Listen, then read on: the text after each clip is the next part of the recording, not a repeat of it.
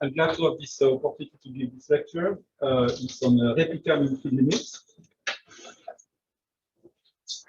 for a class of neural networks that I will describe. And it's joint work with Thibault. There is an echo. We don't have echo. No. No? Okay.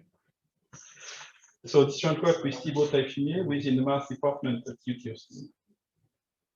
Okay. Let me introduce the field through a few pictures. I'm not discussing deep learning. I'm discussing really things that pertain to brains. And as you know, this is a very high-dimensional object, both in terms of number of nodes and number of edges.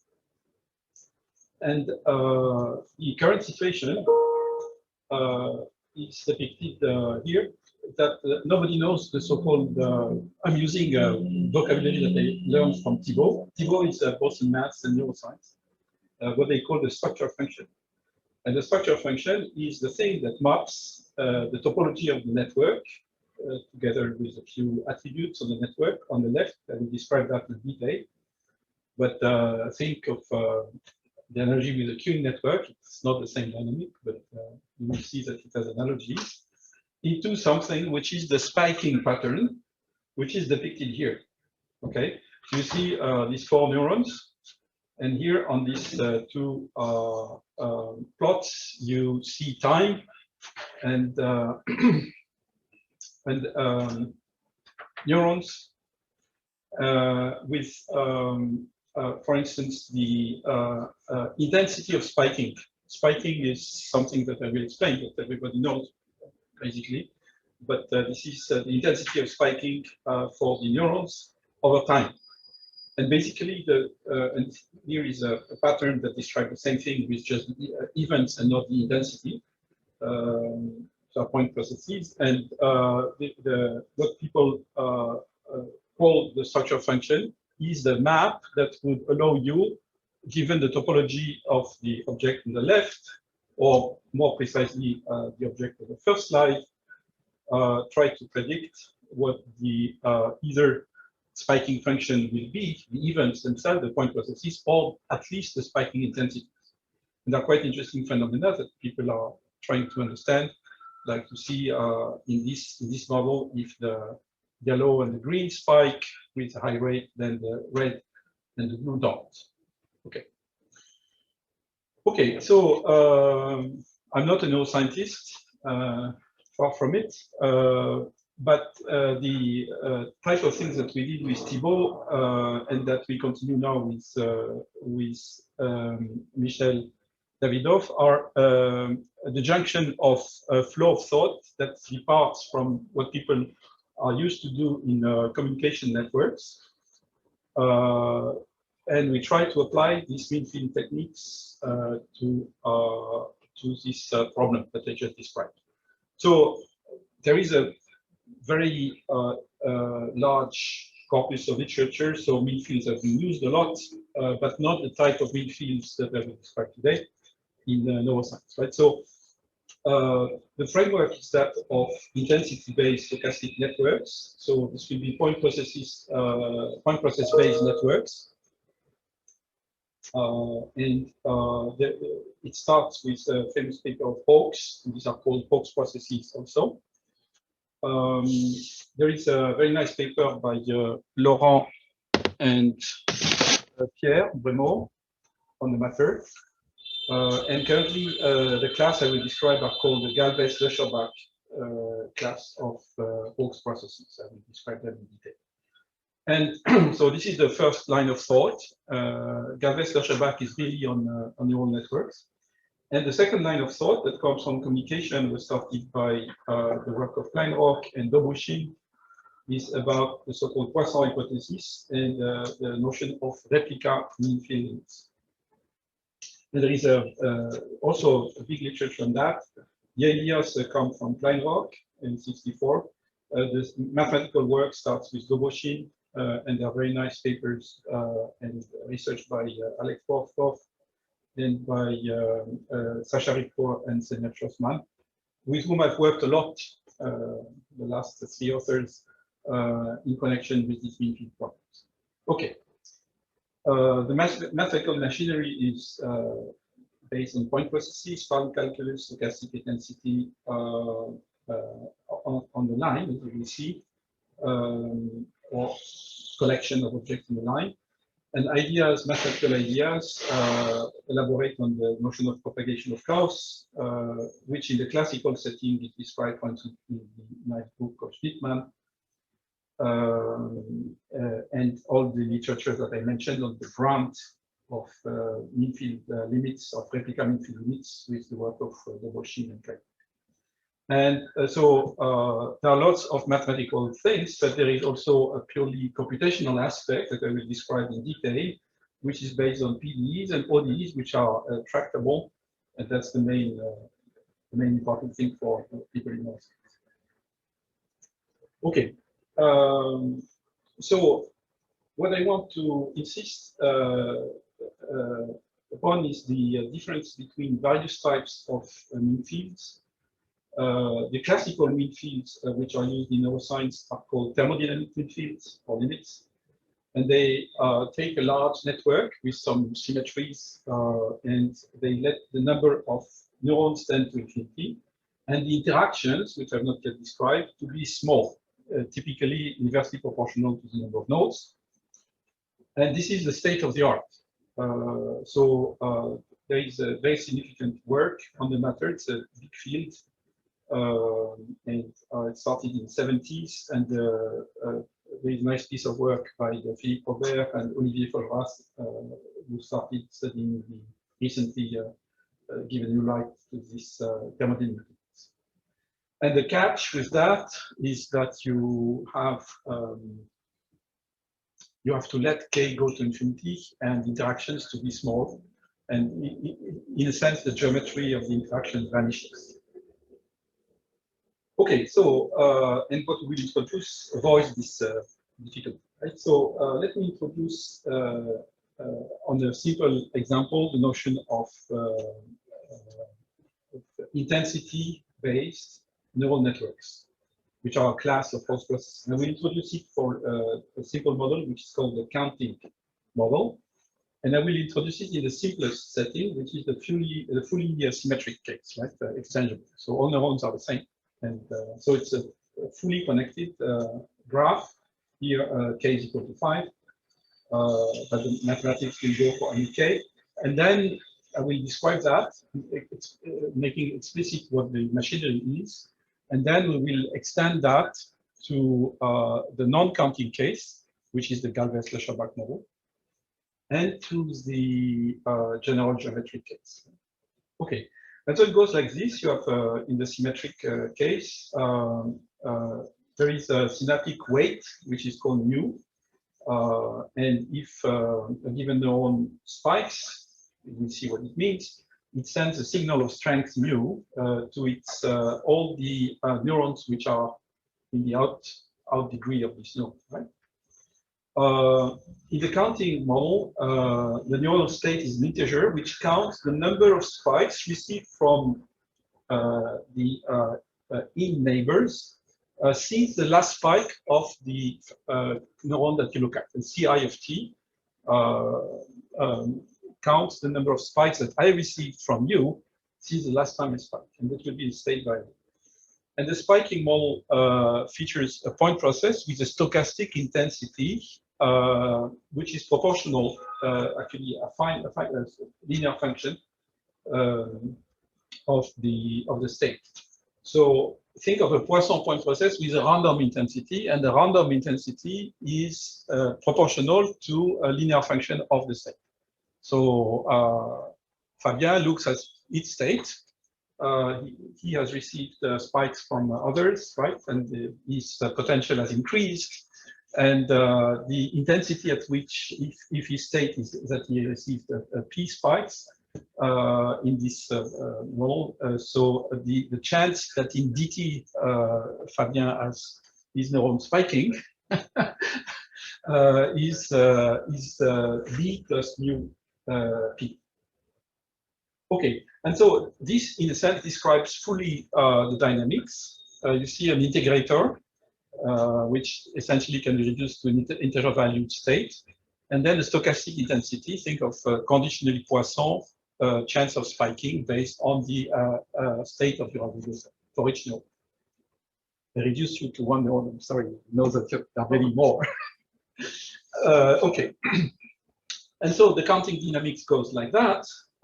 So it's depicted here in this fully symmetric case. A given neuron, the green one, as its state increasing by integers of size step 1, because I count the number of spikes and the potential is proportional, increases proportionally to mu, which is a parameter, but the state is an integer. When the potential has increased too much, then there is a spike, and the spike leads to a reset of the value in the simplest model to 0, right? Okay. The B is still there, so that neurons, you could put all neurons in the very same state 0, still they would spike because of the B term, right? So otherwise it would be absorbed in terms of Markov dynamics. Okay, so the counting dynamics goes to Markov chain, which is irreducible, integer valued, so it's natural dynamics, which is interesting. It bounces back on the faces of the positive octant. Okay, so because when one neuron spikes, its state goes to 0, which means that you at each event actually you bounce to one of the faces of the positive octant. So you can write a Markov infinitesimal vector, which is written here. Okay, so if you are in state C, you may increase of 1 if you receive from one of your neighbors, or you may decrease of C if you're in state C, the coordinate I is in state C due to your own spiking. And you weight that by the rates, and you find the generator. Right? And so you can work out the PDE for the stationary regime of this fellow. And the thing is that this, so I will not insist too much on it because it's basically intractable. So nobody knows except for small state how to, and even in very simple cases, how to solve this this PDE. The reason being that it's so it's a transport equation, as you see, but there are terms, boundary terms, which come back from the resets, which make the problem intractable. So these models have been known for years, and nobody knows how to solve it. Okay, so that's the sort of introduction. And as I said, nobody knows how to solve the PDE associated with this type of dynamics so far. Okay. Okay, so let me describe now what the angle of the approach that we devise. We use the rate conservation principle. The rate conservation principle is a notion of Palm calculus, but it says something very simple. That in for whatever system, if it's in steady state, you take any state variable, take any function of it. In mean, it should increase as much as it decreases because it's steady. Okay. And so let's do that on a simple example. This is the evolution equation for the. So these are dynamics involving point processes. So you see that here. So let me spell out this equation. So you say for the state variable that its present value is its past value plus the number of spikes it received from its neighbors. I call that interactions. And so I use the point process formalism. See, nk is this spiking point process of neuron k. So I count all spikes from my neighbors. And when I do spike, I am neuron I. This is the point process ni. I have to decrease of ci if I was in state ci. Okay. So it's the integral of the function ci against the measure, random measure ni. Okay, and you get the first moment by using techniques of pan calculus. You take expectation on both sides. It's not difficult to show that everything is well integrable, so you can remove the expectation at t and 0 by definition. It's not infinity, so you are safe. And you get the fact that the increase rate, which comes from interactions, which is over the interval t, if I call beta the intensity of the point process. Each point process, everything is exchangeable at the same intensity beta. Okay, so let's call it beta. So I have beta on the left. We have k minus times beta, and on the right, that was the left was the interaction part, equals the reset part, and that's where I need to use pan calculus and techniques of point process with the stochastic intensity. I have to look at the expectation of the integral from 0 to t of the function ci of s ni ds, right? Ni is a point process. And so for those who are familiar with pan calculus, this is nothing else as beta t, the palm expectation with respect to ni of ci. And these two things are very entangled, right? So, which you can rewrite using Papangalu's theorem. You get that the palm expectation, because there is stochastic intensity, admits the Radon-Nikodym derivative with respect to the stationary probability, and this Radon-Nikodym derivative is proportional to the weight of the stochastic intensity, which is b plus mu c. Okay, and you see a quadratic term showing up. So this is the equation which I think is depicted here. K minus 1 beta, that was coming from the interactions, must match something which is linked to the first moment of C and the second moment of C. Okay, and that comes from the fact that Ni and Ci are entangled, and that's the way to represent this. Okay.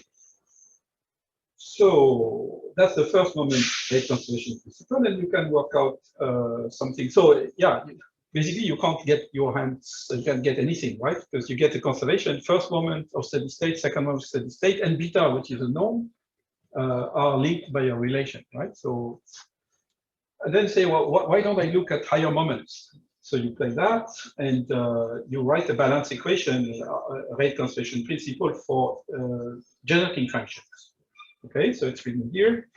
I take a z, a real number, between 0 and 1 if I want to be safe, and I write zci at t is zci at 0 plus an integral of the input. Input we just multiply by z. Okay, one more. Okay, so integral sum of our neighbors, k different from I, I'm still neuron I, of the z ci of s plus 1 minus z ci of s, that's the jumping of 1 up, whereas the reset will move from the state zci to 1, which is z to 0, right? With the same coupling between ci and ni. And so you work out the same thing.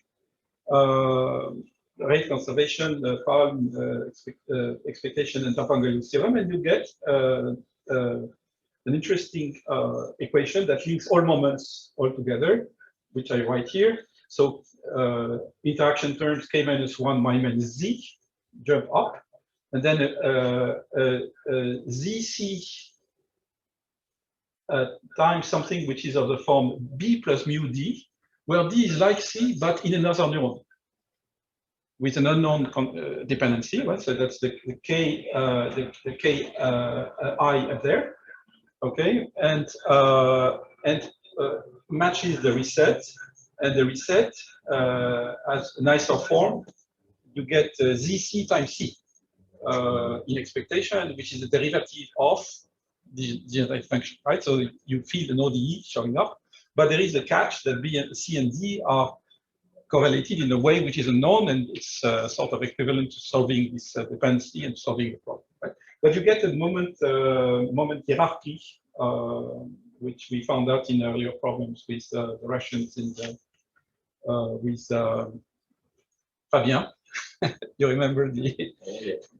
okay with techniques of the same right? Okay, so let me now explain what the replica mean field is, right? So let me show that here, right? So okay, so the problem is the C and D.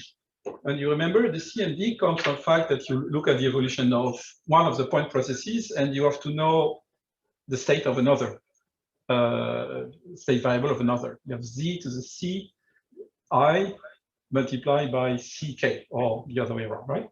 And so there is C and D, okay.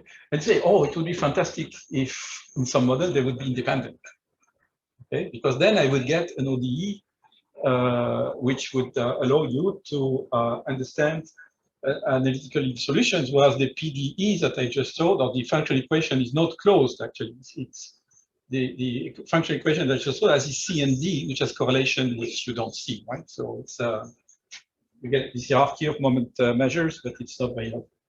And the replica beam field does this magic. And so it goes like this. It's, we call it, to be honest, caricature of the initial problem. But this is a physical system. It's infinite dimensional, which has the same geometry as the initial problem, and where the C and D become independent. And therefore, you will get ODEs, and later, for the general case, a set of PDEs which are solvable. Okay, you will see that. Okay, so it goes like this. Okay, so up to now, I had one network. Now I make, say, capital N replicas of the same network, okay, which are like in this picture, right?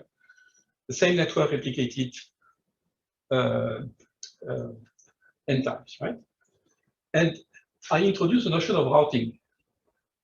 When a given neuron spikes, rather than sending the spikes to the guys or the other neuron in its own replica, it sends them to spike by spike for each neighbor to one replica chosen at random, uniformly and independently of everything else. Right?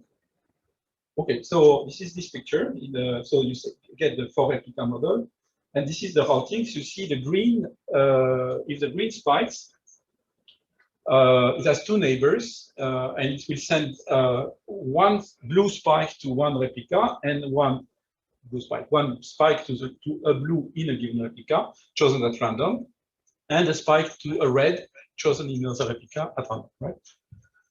Okay, and what you do is let the number of replicas go to infinity, so you still have the same geometry of interactions, but now and that's where the technicalities show and up, and I will explain that later. In the infinite limit, you have this propagation of chaos properties that holds, and the input processes of every neuron become Poisson. And this is the rarity, hence exponentiality or Poissonality, right? It's a very classical thing, but it's very technical to prove, and I will explain what we do with Michel on that. For the time being, we will admit that these things, and in addition, in a given replica, any finite number of replicas become independent, but in a given replica, neurons factor out as product form. Okay.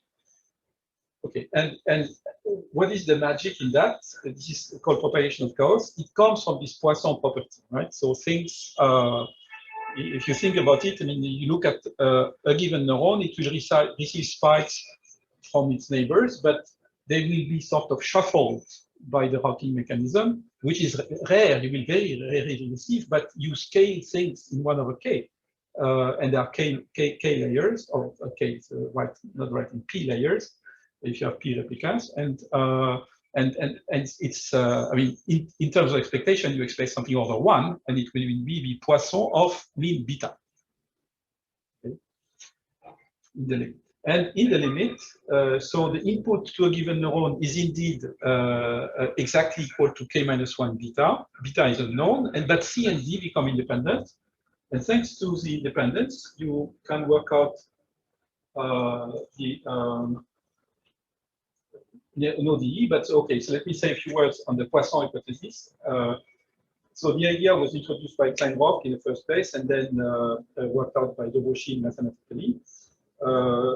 When we were doing this work with Thibault, what we did is a Russian for Senya and Sasha. For other cases, they admit or say that we conjecture the mean field, which is very technical, the proof, and then see how we exploit it to get PDEs and solvable EDs and what it gives practically, right? Okay, and now we have a proof with Michel's work on the Poisson hypothesis, but I will not describe that today. What I want to show is first to contrast the thermodynamic limit with respect to the replica mean field, and second, show what it gives practically, right? In terms of indeed getting tractable PDEs. So, as I said at the beginning, the state of the art in this field is that you have k neurons. You let the number of neurons tend to infinity, interactions being order 1 over k. And so what happens is the strong law of large number, which means that there will be some sort of fluid arrival with a rate, fixed rate to every neuron. Whereas the replica mean field features the very same topology, but in this topology, the only difficulty is the input point processes. If I would give you this input point processes for a given neuron, here it's on you, I would tell you it's Poisson, that would be sort of natural and easy to solve. But okay, so, and what you do is that you find a physical system, infinite dimensional. That's what the Doboshi school has understood, how to manipulate this object. And in this infinite dimensional system, which is physical, although thou infinite dimensional, you have the right independence and Poisson property. Okay, so, and the input now is a descent point process, it's not a fluid. And that's the main difference, that with this new technique, you encompass and keep the topology, and you change just the nature of the point processes by making them by some magic, which is not black magic, which gives you point processes which are Poisson with an unknown intensity, and there will be a consistency equation, which is a set of nonlinear equations that I will describe. But that's what that's the idea. But the mathematics now is easy. So when you think that way, you remember the RCP for the first moment. Actually, it's more for the Gensing function. So it's, and so you had this z to the c times d, where c was like d, but in another neuron, neuron of the same replica. There was one replica, and now in the limit, c and d become independent. Okay, and therefore you know that E of d is linked to beta, and what you get is a very nice ODE for the generative function z of the positive random variable c, integer valued. And so the G prime, I mean, comes from the z c, which is the derivative of the generative function, and the other part, there was the d z to the c factorizes, and so it's a beta times g, and so you get this ODE, which is simple, right? It's first order, and so you have to work a little bit because there are plenty of solutions, and so you have to look at you look for a generative function and use queuing theoretic ideas which allow you to say, well, this guy should be analytic in the unit disk for z in the unit disk, right? And it solves out constants, and you get a closed form. The unique random variables C, whose generative function is a solution to what we call now the sort of symmetrical case, the replica mean field ODE. There is a unique solution. This solution involves an unknown parameter beta. Beta is solution of self-consistency nonlinear equations, which are given here. So you see the incomplete gamma function showing up. So C that you see on the right is k minus 1 beta over mu. Beta is unknown, but I say it's a fixed point in beta. A is k minus 1 beta plus b divided by mu. All this is known up to beta.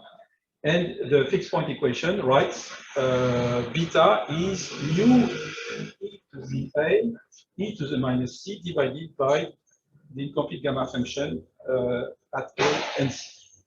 And you can work out the exact solution. It's not difficult of this problem. But the key thing is the self-consistency. And so the self-consistency is that it should be in the mean field limit that if I receive k minus 1 beta as input, my output rate is beta because I'm like other guys, right? And so this is self-consistency, and it leads in this practical case. And this is completely symmetrical to what we did with Senya and Sacha Ripro, Senya Schlossman and Sacha Ripro, for a model of handsets with motion,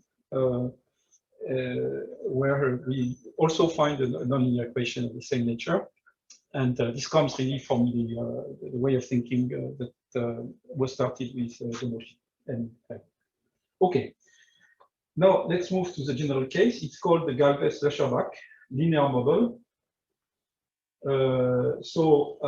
Now it has new features, which are depicted here. So let me at the same time give the dynamics and the equation. And so now the topology is general. I describe it for k neurons, but now the weights can be 0, which means no connection, or positive. Currently, the theory only works for positive synaptic weights. There is ongoing work on the case with inhibition as well, but I will only discuss today the positive synaptic weight. And so now the state space is the stochastic intensity itself. This stochastic intensity increases of a mu when it receives a spike, and a mu ij when it receives a spike from j to I. And there is a relaxation. These things have a tendency to get quiet to a value which is called Vi.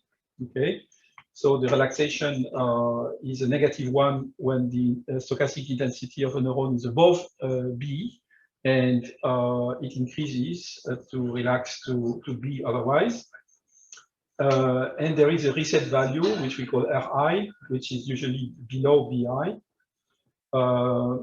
And the equations for this, now the state space being the stochastic intensity, it's a positive real value, is written here. So the relaxation term, which gives this interesting exponential, locally exponential dynamics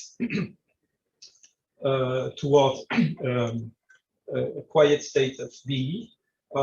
The interaction terms with the geometry of the interaction showing up in Uij, including you can describe a feed-forward network, you can describe a cyclic network, you can describe anything you want. So the topology. And the same guy as before, but reset goes to Ri rather than to 0. Okay. And to make a long story short, you write the rate conservation for moment generating functions. So the same jazz. I mean, I don't want to enter into that because there are much more interesting ideas. You find out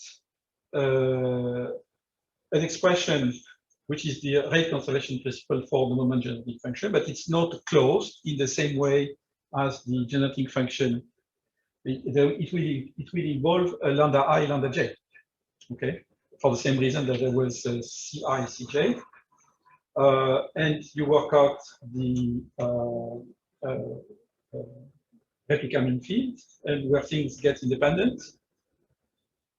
And you get something that the moment generating function for general topology and general relaxation, which is this Galvez-Löcherbach linear model, solves a coupled set of ODEs, which are the same nature of the earlier one.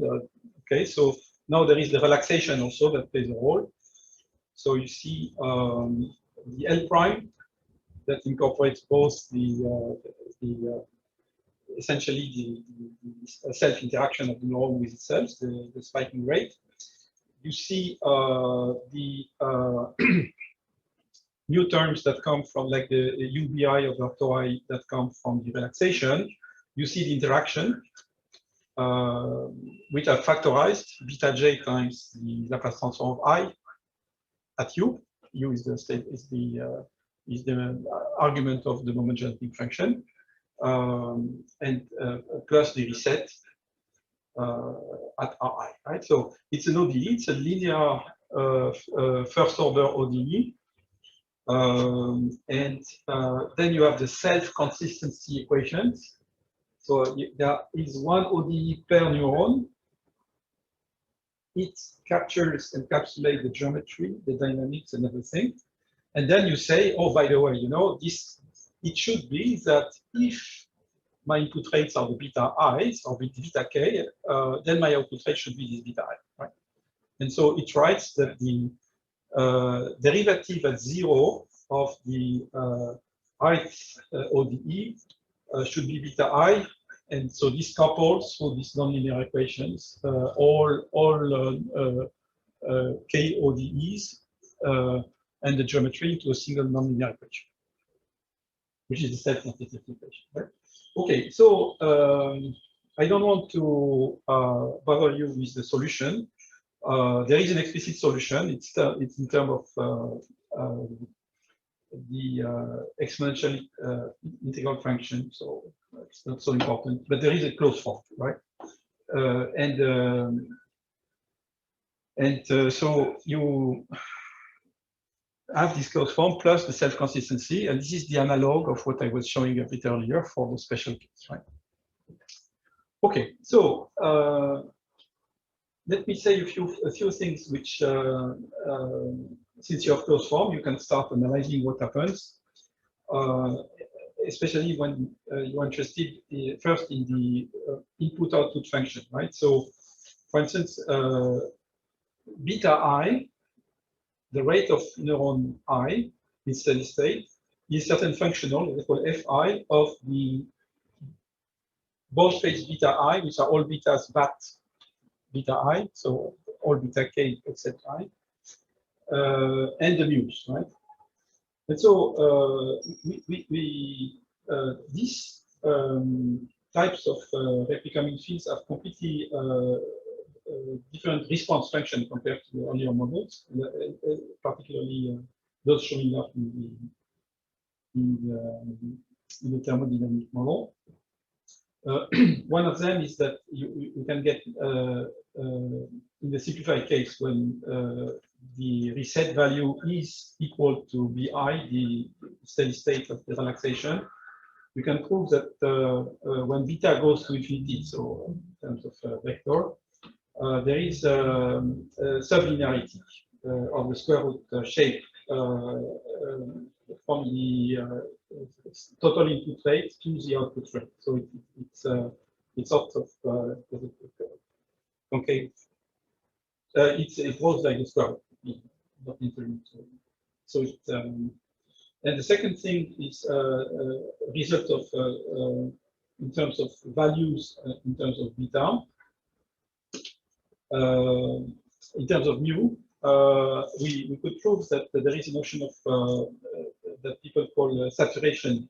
So if you now fix the betas and let mu go to infinity, things saturate to a constant. Okay, so I mean this nonlinear system is ugly, and these ODEs are ugly, but I mean, there are lots of qualitative results. And what we did is we compared practically, that's the things. Now you have a framework. We compared, the only two tools which are available now to understand this dynamics, which are the classical thermodynamic mean field and replica mean field. And so what happens, to make a long story short, is that particularly for sparse networks, here are examples of an acyclic network. So here I give the structure. So you see these are the weights. The weights are 0 for white, and they are distributed according to their sample. Neurons are organized in bunches, and the first it's an acyclic structure. The first bunch feeds the second bunch the third, and so forth. Right? That's it's completely acyclic, and so And in the first, let's look at this structure with the so-called sparse model, where interactions are rather rare. We feed a few neurons in the next part of the network, and these are the replica mean field rates in blue. The simulation is in black, and the replica mean field, the thermodynamic is in red. And so the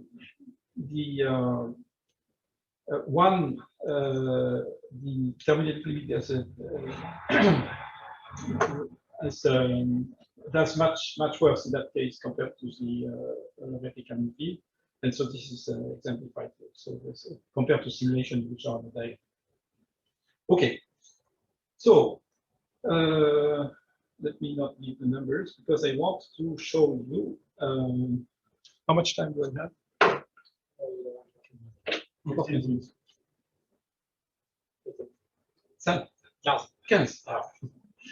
Thank you. Okay, so what I want to describe is the second thing. So now you understand the technique, and now it's new ideas which. So the weakness of these models, people are fundamentally interested in the correlation structure between the spiking structure of two neurons, and in the essence of this replica mean field technique is that two neurons become independent. And the idea is that we, to study this important problem of correlation that we came with, is to tackle a new type of replica mean fields, where you actually split a network of CAN neurons in, say, assume it's even, in pairs of neurons, and try to look at the exact correlation structure between the point processes of two neurons in a pair, and make Poisson the interactions between pairs. Okay, so this is the rough idea, and from the last discussion with Senja Schlossman, this is an idea that can be exported now to other. It's very important for this problem, why we devised it with Thibault. But the idea is general and works for. So in queuing theory, you have this type of things which are very useful, right? So that's what the Russians worked a lot on. So you have a large queuing network, and you know how to solve well the one queue problem. And then you say, oh, if the input were Poisson, it would be easy. Then you devise the physical system where the system has Poisson input. That's what you do, right? Because you don't know how to handle it. And you get this non-linearity, which usually keep lots of structural properties about phase transitions, bistability, instability, right?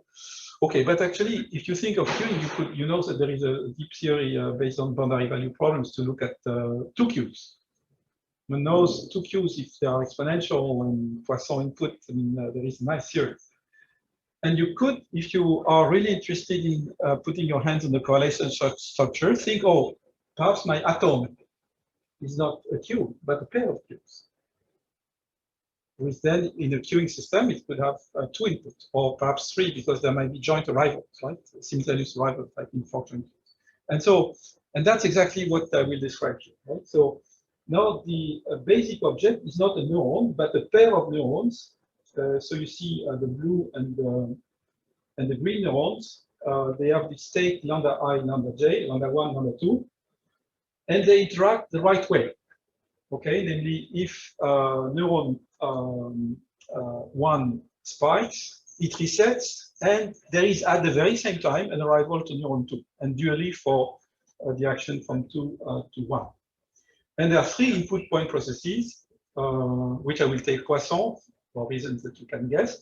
There will be the purple point process, which feeds only neuron 1, the yellow or orange that feeds only neuron 2, and there is, which happens if a given neuron has two neighbors, outgoing neighbors, there will be a simultaneous spike, which was lost in the earlier mean field.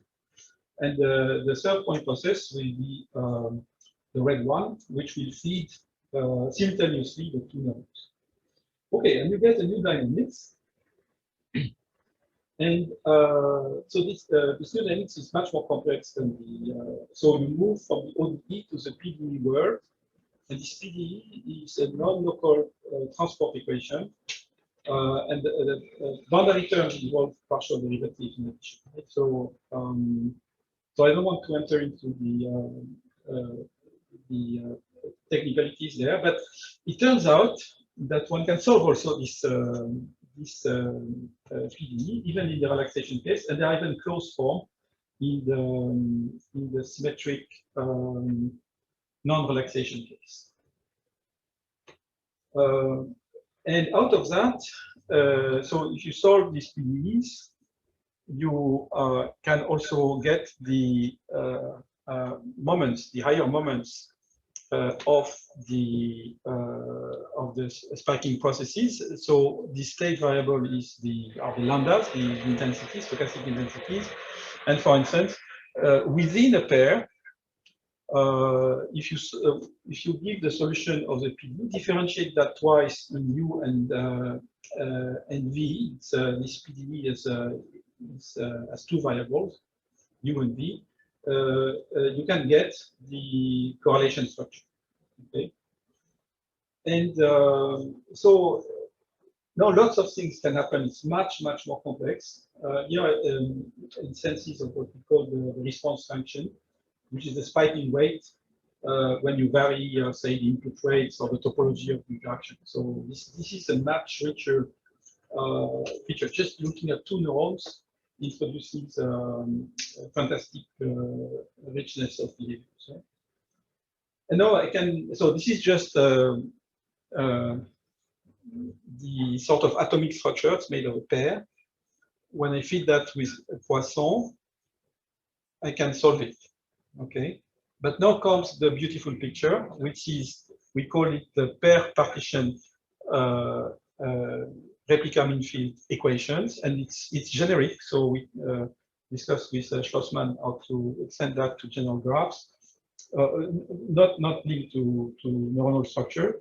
It goes like this: each replica now is partitioned in constituents, which are either a single neuron, a singleton, or a pair. And it's a partition, right? So you decide to be single or in a pair, and this is replicated at all levels, right? And now what happens is that you will get in the replica mean field limit, when the number of layers goes to infinity, another type of propagation of chaos, which will concern the elements of the partition.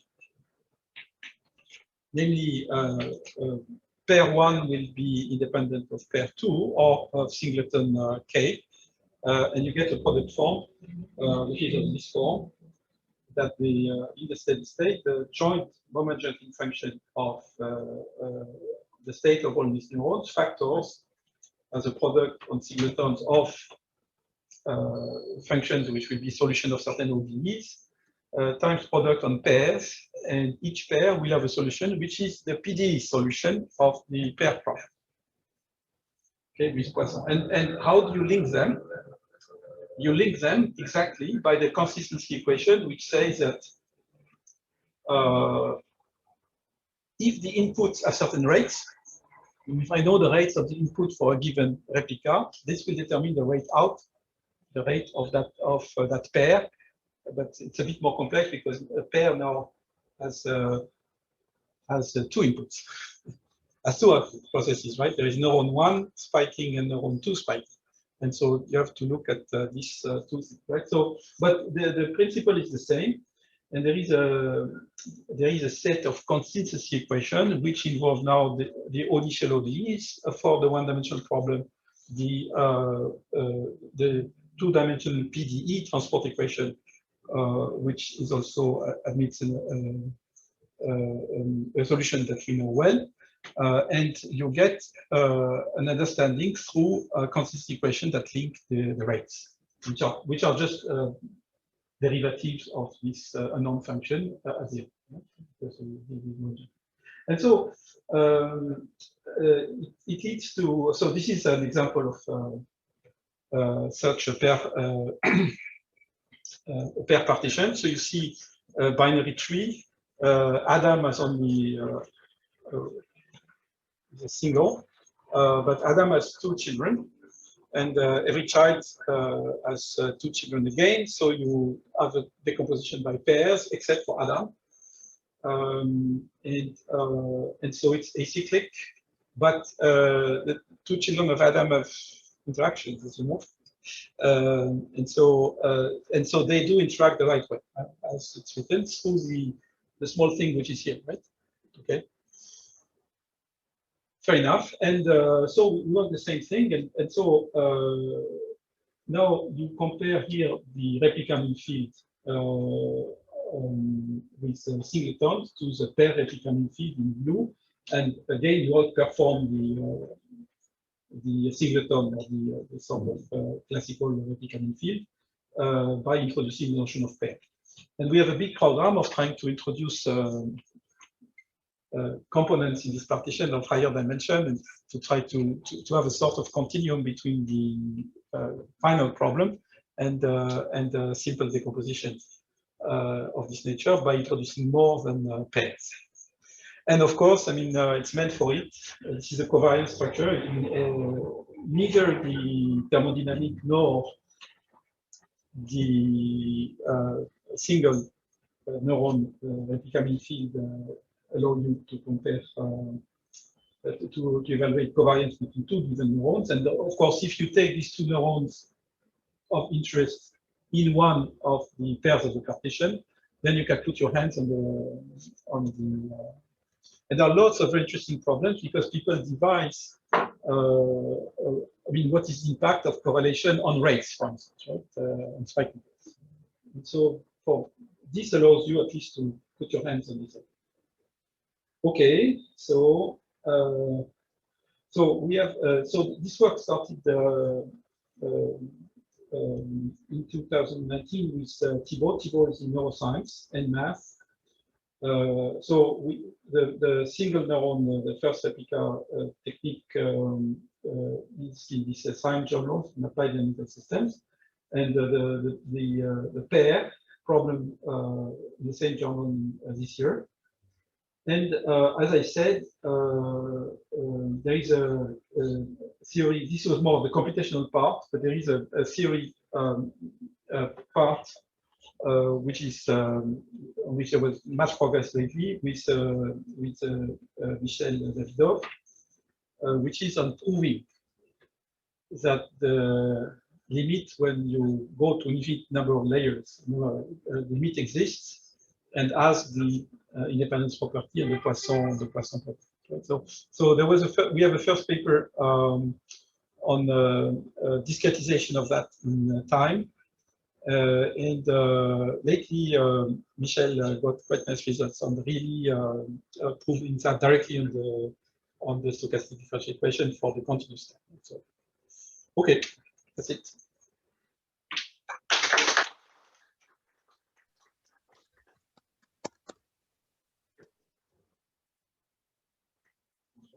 Yep. The very beginning, when you took only one layer, let's say, yeah. You show the equations and you say that there's no solution today for that. Maybe the results could tell you something about this type of equations, right? Maybe. The results you obtain could be used to tell something about the structure of these equations, no? Well, in fact,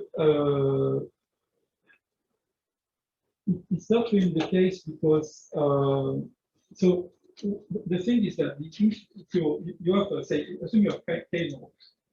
You can write the first equation, which is the equation on the Kolmogorov equation, and so it's immediately k-dimensional. So whereas all these things that we do coupled by nonlinear interactions, object of dimension 1 and 2. And so it's very unlikely that this a problem which is fundamentally k-dimensional would have meaningful information. So there could be, and that's a general thing in the field, structural properties like bistability, not bistability. stability or not, right? So that's what we found is all the literature is on that, right? So what mean fields, it's a caricature, but it keeps structural properties. Usually, and so we discussed that a lot with Pierre, that was here. So you work out this magic, and for instance, the phase partition 1717 is the right one. But for besides that, besides qualitative properties of this nature, you can't reduce fundamentally something which is k-dimensional to something which is k-2 two-dimensional problems. It's just it's a caricature, so we don't claim.